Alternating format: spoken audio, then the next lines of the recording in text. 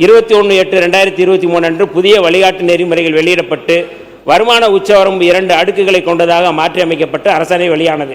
இதன்படி ஆண்டு குடும்ப வருமானம் ரூபாய் 8 லட்சம் வரை அதிகபட்ச உதவித்தொகை ரூபாய் 32 லட்சம் வரையும், ரூபாய் 8 லட்சத்திற்கு மேல் ரூபாய் 24 லட்சம் வரை ஆண்டு குடும்ப வருமானம் உள்ளவர்களுக்கு 12 லட்சம் வரை கல்வி உதவித்தொகை அன்று அறிவிக்கப்பட்டது.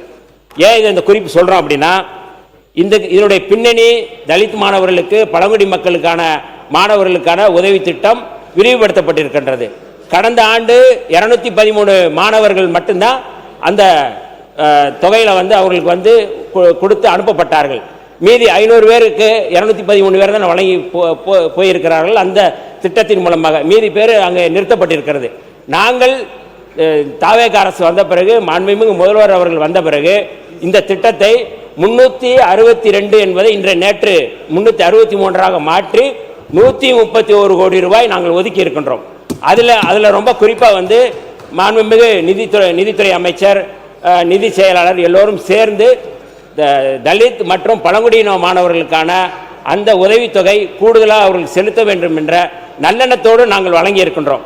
ஆனால் உள்நோக்கத்தோடு தொடர்ந்து ஒரு மாணவரை வைத்துக்கொண்டு இது அரசியல் செய்வது என்பது தலித் மாணவர்களுக்கான ஒரு நல்ல எண்ணத்தில் செயல்படக்கூடிய இந்த திட்டத்துக்கு எதிராக அவர்கள் செயல்படுகிறார்களோ என்கின்ற நான் எண்ணத்தை, இந்த அச்சத்தை வெளிப்படுத்த விரும்புகின்றேன்.